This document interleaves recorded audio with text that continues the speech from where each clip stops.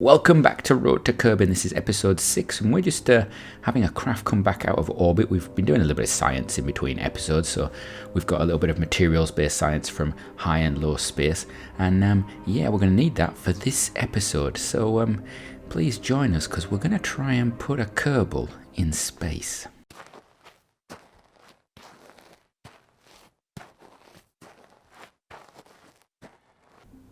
So we're here in the research section, and we got that science because we were just shy of getting simple command modules. So now we can get it. We can get the Mark 1 command pod and the onion. I've not used the onion. We might do that. I'm not sure. But let's take this. Let's go build a craft. Alright, so here we have our little command pod that we've just got. We need to put a parachute on that, I guess. So let's see what we got. We're going to put one of these little parachutes on the top. We need to have maybe a decoupler underneath it, probably. Where are they? There we are, coupling. We're going to go for one of these underneath. But before we attach that, we probably need a heat shield, don't we? So let's get a heat shield involved. I need the right size one. That's not the right size one. That is the right size one. We're going to change the colour because we quite like it in black, because that's the theme we're sort of going for. Stick that onto there. Make that... Ooh, what do we want? We'll go grey with that. It would be nice if we could change that shroud, wouldn't it? So... there we go. That's basically our little pod. We need to make sure, however, that our parachute's set up, because we're using real chutes, so we need to make sure that they're okay. So let's have a look. It's got set to pressure. I don't want pressure, I want altitude. I'm going to drop that down. Pre-deployment. I only need it to pre-deploy at what? Ooh, 5,000. That's okay. But I'd like it fully deployed at 1,000. Yep, and then we do that. Everything's okay. Do that. Apply settings. That should be okay. So now we can come back and we can look at this. So we've got a choice. We can either put a little service module on there, or we can just stick a rocket on and fire it up. So I think what we're going to do is, just for this first flight exploration one, we're just going to stick a rocket on there and fly it up there, see what happens. It's going to be our sort of probably a suborbital flight. So yeah, we want to save that. We're going to use the boosters that we've been using all the way along, so commendable 1. But we're actually going to use the one off community 1 because it's a little longer. We put an extra couple of tanks in there. So we're going to merge that because we don't actually just need to borrow it. And I'm not going to use the full sort of the two-stage section. I'm actually going to clip it. We're going to take it from here. So holding down Alt, click the button. We get a copy of just that bit. There we go. We'll just stick that there. And that should be our craft, and you can see our delta V is actually huge. You could probably go to orbit for this. In fact, I'm pretty sure we could go to orbit for this. Right, we don't want to, we just want to go suborbital on our first hop. So we've got engine going, then we've got our decoupler and our parachutes. Superb. Have we got any of that action groups we can do with this? I normally put arming the parachutes as 5 because I just find that's an easy remember all for me. Now we need to put somebody in this, and I suppose we should see who we've got. So we're here in the Astronaut's Lounge, and one of the first things I did actually when I started this was I came in here and I removed the 4 starters, just to clear the deck, as it were. And you notice we've got some interesting names. What we've got is I've actually added in other surnames we can use instead of just Kerbin, because we're on another planet and we've obviously been here for a while. I'm not entirely sure how long we've been here, but names change. So instead of just being Kerman, we've got Kersun, Roman, Kerbson, Roman with 2 N's. So we've got a bit of variation there because that's what you tend to find over time. If you actually look back at the UK, for example, a lot of the names are from different parts, the country, the world, and they've adapted over time. And so that's what we've got to represent here. And then the first names, we've got a nice mix of first names there. So we've got Astrid, who is a scientist. We've got Grace, and we've got Amelia, who are both pilots, and we've got Isaac, who is an engineer. And I think we're probably going to, looking at this, probably going to start off with Grace. Grace Rawson. Oh, that's a good name for our first flight from Rho. So I'm going to get her into the craft, and then we can launch. Right, we are on the launch pad with Grace Rawson, and we're just going to take straight off, right? We're aiming to go suborbital, so we don't want to actually go into orbit. We potentially have enough delta V on this craft to go into orbit, but we don't have a service module. We've got this first stage with a lot of delta V and a lot of thrust. It's actually quite a high level of thrust, so I'm a little concerned about the thrust level towards burnout. But If we were going to put this in orbit, we'd need a consistent source of electric charge. At the moment, if we actually pull up our little thing, our engine is producing electric charge as it burns. When that stops, when we cut that engine out, we're going to start using electric charge up, and we need to be careful about that. So while we might have the delta V required, I don't want to put this thing into orbit just yet. Plus also, I'd like to get a Kerbal to do a suborbital hop, so we can actually just see what G-forces are like on re-entry, things like that. So we're coming up, you can see we're almost getting horizontal right now. And what I will do is, we don't actually have any control for prograde retrograde, because we've got a Kerbal pilot and no control core. So we're lucky we've got a Kerbal pilot, because if we didn't have a Kerbal pilot and we had a scientist or engineer, this would be even harder, because they don't really have any stability control. So we're just going through the atmosphere at quite a pace right now, building up a lot of heat there. One interesting thing is, you will notice our thrust going up quite high, the force of it. So I'm going to drop that down a little. It's going to eke out some fuel. And we've gone quite high, and that's possibly too high. So we're just going to put our nose down and try and reduce that a bit. We don't want to go too high into the atmosphere, because we have to come back down again. We have to get rid of that energy. And that is problematic for our little Kerbal. So we probably went too high there. Right, we're just going to pop that down. And then we'll cut the engines. So what we're going to do here, we're going to discard our capsule. So our capsule is now free. This rest of this rocket's going to come down, and hopefully it's not going to hit us. What we can do is, because we're in the upper atmosphere as well, we're going to arm our parachute, and we're going to turn off our SES. We don't want to be stabilized right now. What we're aiming for is this part of the craft, this heat shield, to be the heaviest part. We want blunt bodied re-entry, so there's not a lot of drag on this surface as it comes through, and all this heavy part is going to pull it first. A bit like if you play darts. I don't know if Americans do this. If you're American, in the UK people play darts, you put a lot of weight at the head of your dart with a fin at the back. We don't have fins at the back of this. We've got a pointy end here and a flat end here, but we think, although I haven't tested it and I probably should have, that this side here should be drawn down because it's heavier, and that'll then give us a flat surface into the airflow, which will slow us down a little bit better, and also it's our heat shield, so it'll take away any excess heat that we have. So what we're going to do is, we're above the atmosphere right now. We're just going to do this. We're looking at our electric charge. You can see it's going away, and because we've got no stability control or anything on, it isn't going down too quickly, but it is going down. So we will need to put a service module of some sort on this craft in future. We don't have communications. It's Kerbal controlled. If we wanted communications, that's going to take more electricity as well. So again, service module. So we have to think about building a service module for this thing if we're going to put it into orbit. We also need to think maybe about, in future, if we want to dock it or anything like that, we're going to have to modify this top section to have docking ports in, and combine the parachutes in as well. So we have to think about that as well. We can always put a docking port at the bottom of the service module. Maybe we'll have to think about that. So we're now hitting the atmosphere, and we're going to speed us up a bit more. We've got our parachute armed, and we're going to come down, and this is going to be the interesting bit, because I don't know what the G-force is going to be like, or what they think, what's going on. So you can see the craft is orientating itself now for us, and we're going to slow down as we go through the heating phase.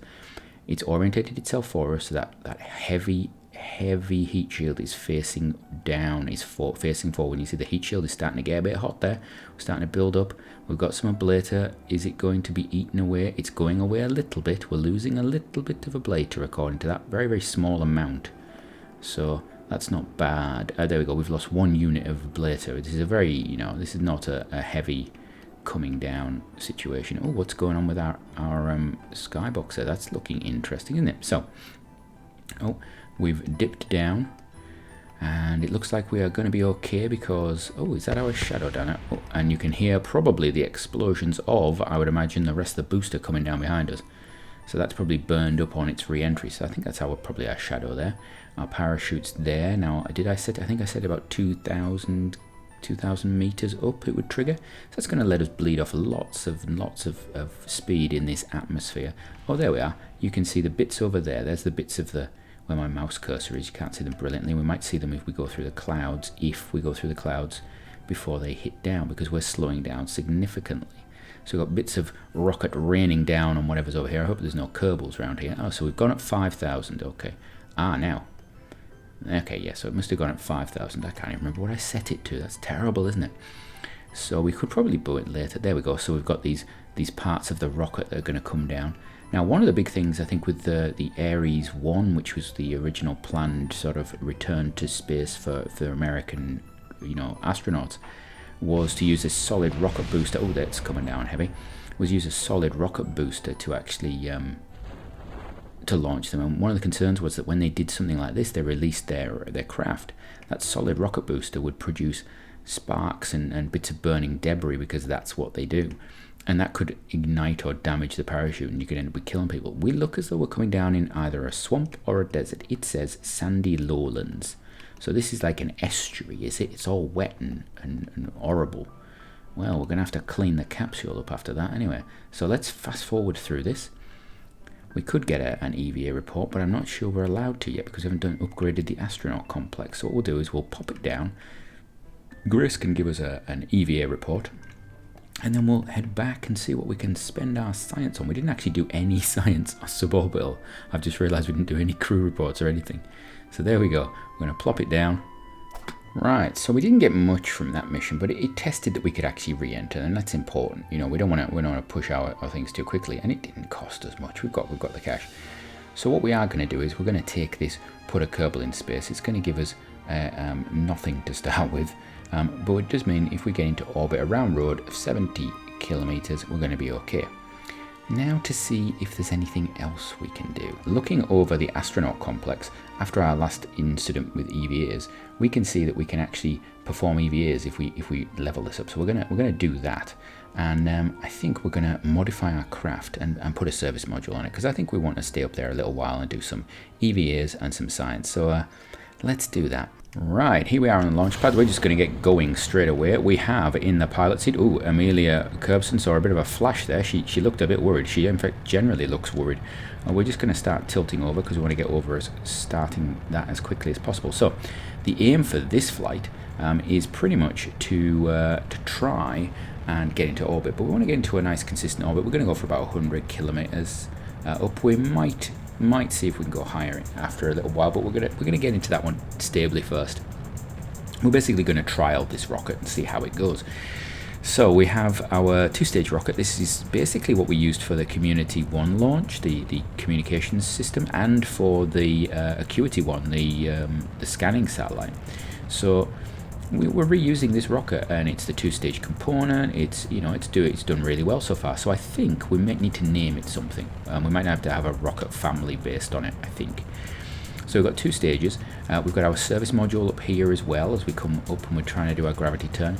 Parachute on the top you saw last time. So what we've added in is that service module area here, which we're going to unveil soon, and we've just used this bottom end of a rocket we've already developed. We're reusing our rockets, how wonderful. It'd be really nice to put some reusable legs on it and land the things. Now the interesting is those mountains in the background there are really high. They're sticking up through the atmosphere, and I'm going to put down my thrust a little bit because I don't need to be going that much at the moment.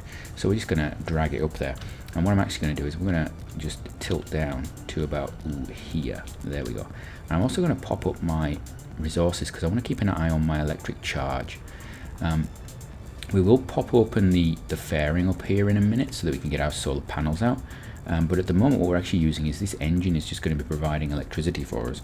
And what I'm trying to do is just give us a little bit of time, because we're approaching our apoapse. We just want to approach our apoapse nice and easily. We've got plenty of thrust available to us if I want to. We're just going slowly right now, and this is something you wouldn't find in real life rockets. You don't tend to throttle them this deeply. What I'm aiming for is an apoapse of about 100 kilometers. I think that's a nice height to have, and ideally a periapse as high as possible from that, because it means we have less to do when we're actually in orbit.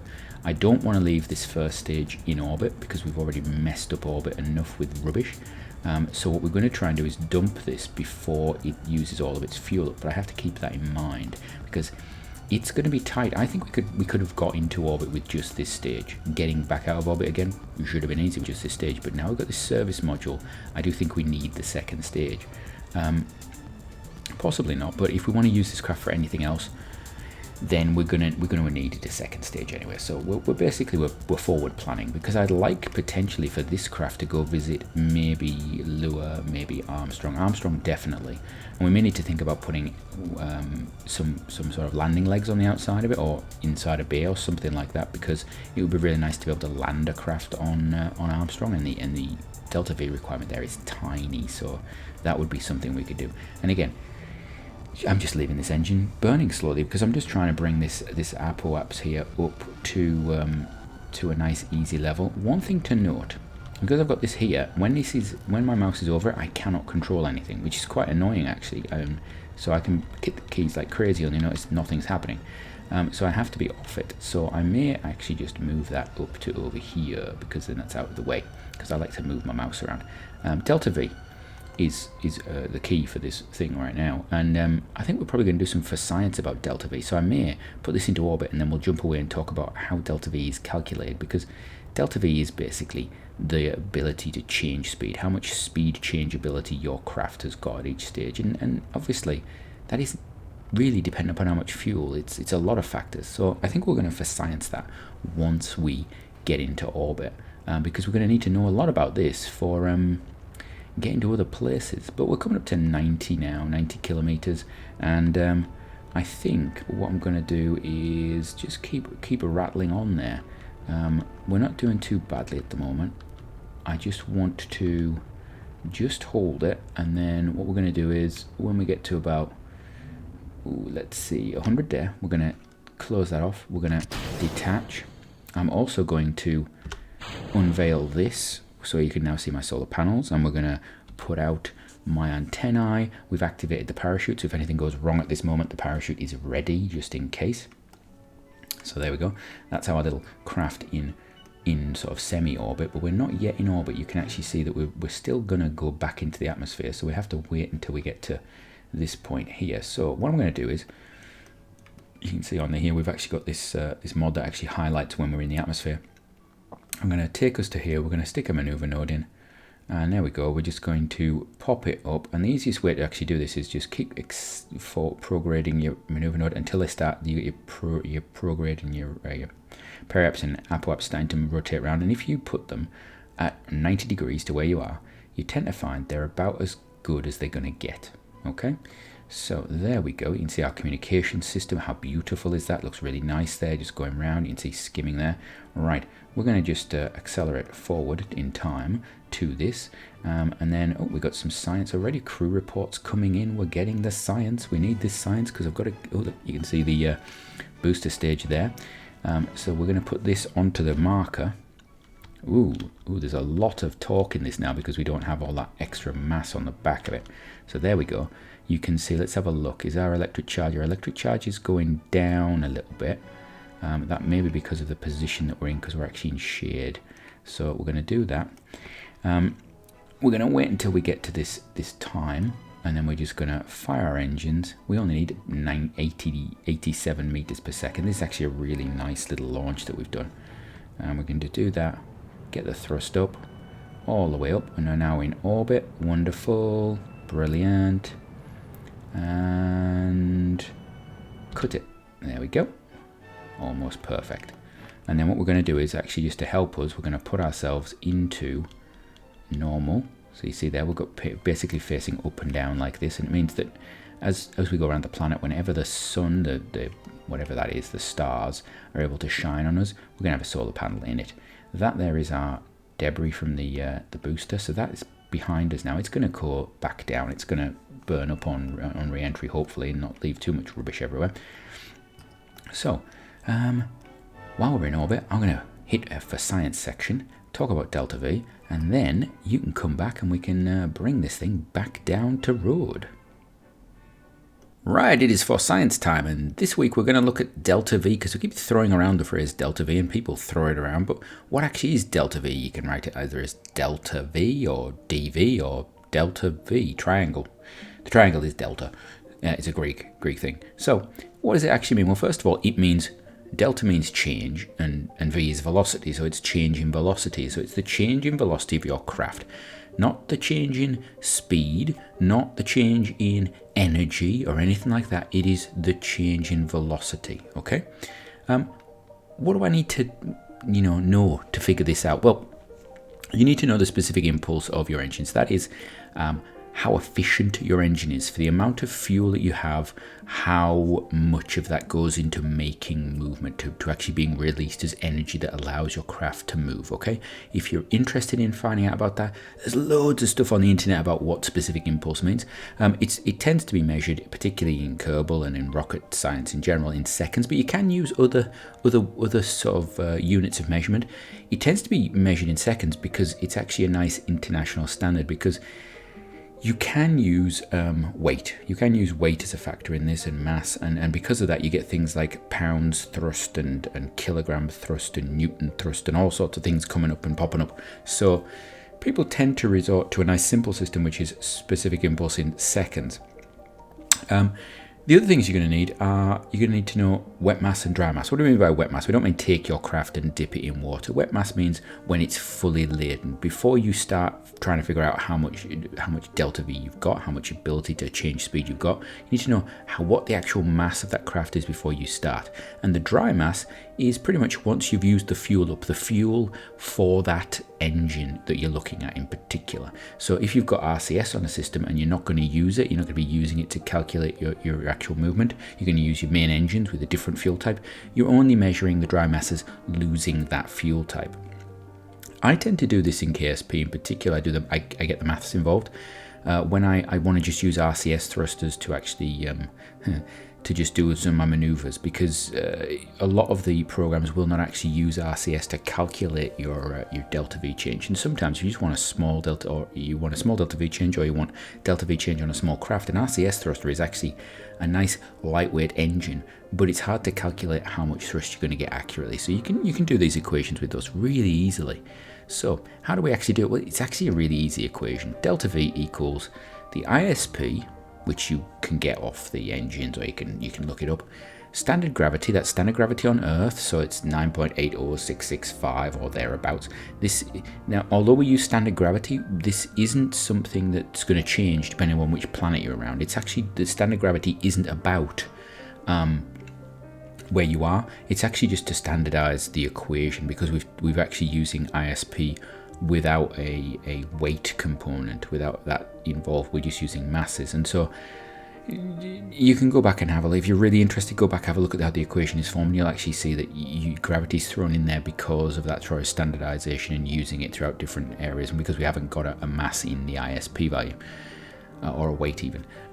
And then we're going to multiply that by the log, the natural log of the wet mass divided by the dry mass. And that's it. You put the numbers into there. You've got your 1, 2, 3, 4 numbers. You shift them into an equation. You can do it in a spreadsheet. You can do it on a calculator.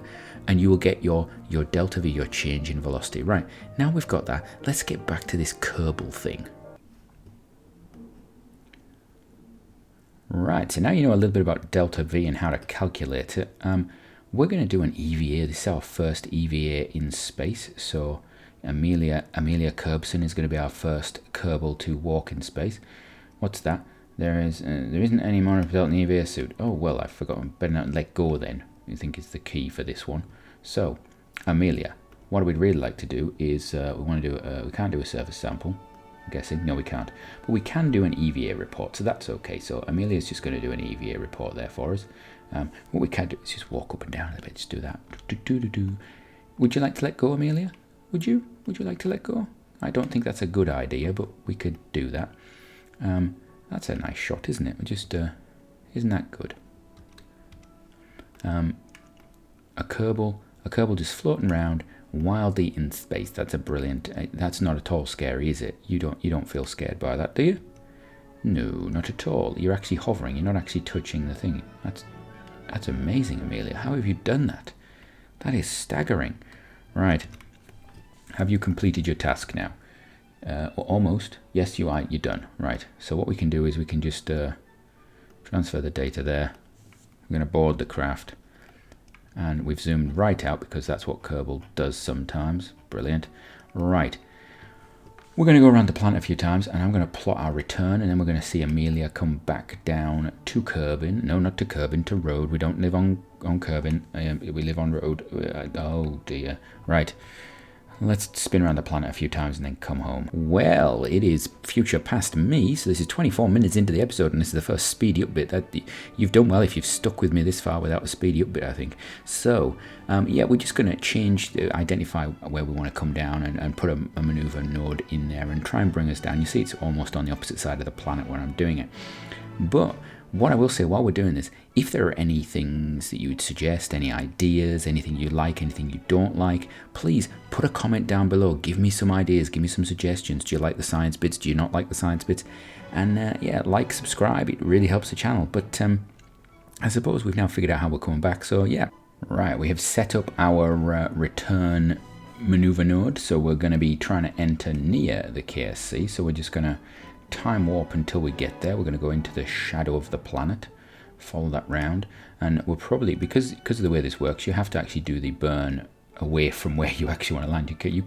We do have enough delta V just to actually, you know, bring the thing down completely. I'm going to try and actually, I think, land the whole thing. I think I would like to try and do that.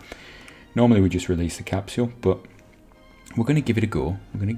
So let's try that. So let's see. We want to go retrograde right now. That's going to help me out immediately. So we just pop it into that. So we're going to put it onto our maneuver node. We've got about 43 seconds to go. There we go. And we're going to just do this burn. So we're going to speed along a little bit. And it's going to take 7 seconds. So I'm going to start it with, you know, almost no time left. Do start it about 4 seconds. So there we go. Do the burn. Lovely, lovely, lovely, lovely. And stop. There we go. And off we go. Now we're in the dark, which is annoying, but let's just spin around until we get into the light. There we go. And we're flying over something. What did we fly over? Is that the KSC I've just flown over? No, it's the desert airfield. Okay. So what's that? That's the island airfield. And we want to be in retrograde position. We want to stay there like that. Well, what we can do is actually bring in our antennae, because they will probably almost definitely overheat on return. I'm guessing they're not shielded by anything. So there we go. Do you like the logo of the thing? I thought science, because we're doing for science. It's quite nice. So we're just going to work our way through the atmosphere right now. Our parachute is armed. What's this? We got our decouplers fired. Okay, so we're going to hit the atmosphere quite hard, I think. We may have to think about firing off the engines. There's the island airfield. There's the KSC round the corner. So we should be starting to get some slowdown right now. And you guys, you see on the mech jib there that we're actually definitely getting slowdown kicking in. So we've got fuel in these tanks. That's that there. So we've got a lot of fuel and mass at the bottom here, which should actually help us. What I'm going to do is actually, no, you can't move things around. That's annoying. Just do that. What we might want to do is put a little bit of thrust on, just to help us a little bit. If we start to overheat, we're gonna fire the engine to slow us down a bit, because this is a very heavy craft actually, and I'm actually starting to think it's not a good idea to bring the whole thing back down. So you know what? I think better to err on the side of safety, don't you? I think we'll see how this does, if this overheats on the way down, because we'll do this. There we go.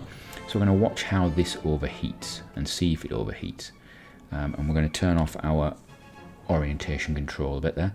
So that's now going off and has flown off, and I don't see any heating on it, which is quite interesting. It will be interesting to see if it does burn up or whether it just continues on into oblivion. So we're coming through. Not many capsule craft actually retain their let's have a look. Ooh, we can actually see a prediction here. Not many capsule crafts actually retain a service module through descent. I think Soyuz has had a few changes over its lifetime in the sort of what it does approach to these things, because originally they used to hold on to a lot of their craft until the last possible minute, and then I think they changed some of the actual processes they went through because of problems in the past with decoupling once they were on certain tracks. So I'm not sure what they do now, but there's been definite changes to it because the Soyuz basically breaks up into multiple parts when it comes into re-entry. But it selectively it chooses to break up, and you just want that return capsule to come back down. The charred bit that you normally see out in the wastelands being collected, and the guys actually have shotguns and things for shooting bears if they get attacked while people are still coming to collect them. So here we go, coming through the atmosphere. I would really like it if we landed near the KSC, and I find it very odd that we call it the KSC, the Kerbal Space Center. When we're on Rhode, it should be the Rhode Space Center, or RSC, which is also the Royal Shakespeare Society. No, Royal Shakespeare Company. Royal Shakespeare Company. So that would be a bit. We could be actors orbiting the planet. Although actually, I suppose we don't have Shakespeare in this game because that's an entirely different culture, isn't it? So I don't know what would be then. Yeah, the RSC. That's what we should call it. The Rhodian Space Center. So we're coming down, getting through the atmosphere. I don't think we're going to be that close to the KSC RSC. Where is it? Oh, because that's actually over there. That's why I'm just looking at this dot going. That's where I'm going, but it's not. Okay, so that's our payload. So what we've actually done by getting rid of that, we actually allowed ourselves to slow down even more. So it'd be interesting. I wonder whether that's going to come down or if it's just going to be, it's just unloaded because it's outside of range now. So here we go, we're coming in. We're going to fall short of the Space Center by quite a distance, but that's fine because we get to actually experience some of the land around here. So we're in sandy lowlands again. Is it always sandy lowlands around here? Is there nothing but sandy lowlands? Right, let's speed on through the old atmosphere. How high up is this? It's not. It's quite low down, yeah. So it's not like the mountains that we've seen before. So here we go, coming through. And this looks very plain, doesn't it? It doesn't look very interesting. Parachute goes. There we go, all the way down. We're going a little faster than I would like. I would like to know why actually, because we were aiming for 6. When we put this parachute together, the aim was for it to be 6. So that's an interesting one. We know that it's actually going to be too much. I think we should put a scientist up or an engineer and have them bring the craft down and see if we can do a repulsive landing with a parachute. Help them with the parachute, but do a repulsive landing with the parachute would be quite cool, I think. So there we go, made it down. Let us recover the vessel and see what we've got. Right, so we have got a chunk of science. We've collected from the actual craft some science. We obviously got some on the way there. We have got 48 science in total from things so far, plus that extra little bit. It's taken up to 51. I don't think that's going to let us get anything. I'm going to have a look, but maybe we can get one of the minor nodes. Yeah, let's have a look. So as I have a look around in the research tab and just have a look at what's going on, and I do actually end up choosing the construction option, by the way, just because I want the launch clamps because they'd be quite useful. I think that's going to bring us to the end of this week's episode. So if you've got any comments you like, please like, subscribe, all that sort of stuff. Tell me what you think. Tell me what you think could be better. Tell me what you think could be worse. And until next time, have a great one.